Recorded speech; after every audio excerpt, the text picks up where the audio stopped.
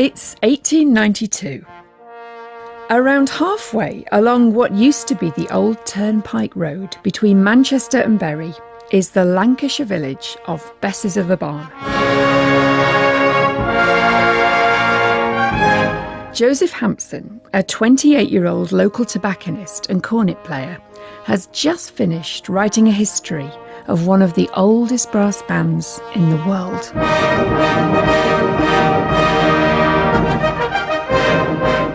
Published in green cloth with gilt letters, his little book tells how Besses of the Barn Band, or Besses as it's known, grew from the humble beginnings of a brass and reed band founded by 3 cotton manufacturers, the Clegg brothers, in 1818.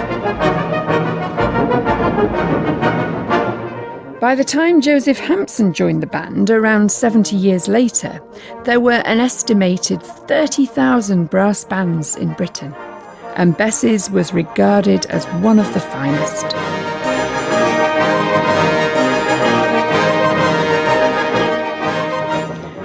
Their success was partly due to their phenomenal conductor, Alexander Owen.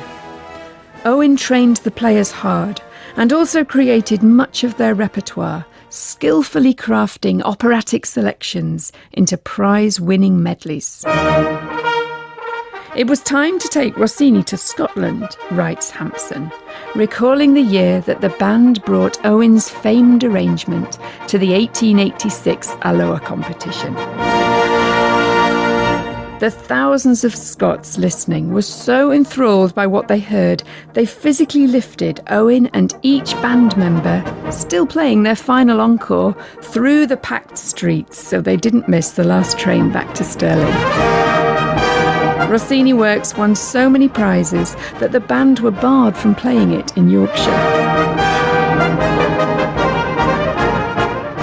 Undeterred, Owen created the equally successful Beethoven works, plus arrangements of Berlioz, Wagner and Weber. Hampson's history ends in 1892, the year that Besses won every Challenge Cup in Britain. Owen went on to take the band on 2 world tours, but without Hampson.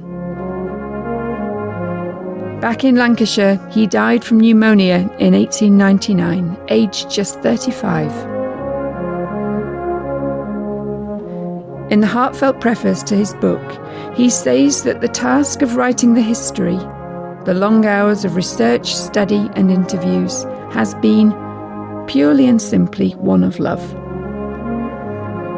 It's the same passionate, dedicated spirit that made brass bands one of the most remarkable cultural achievements in European history.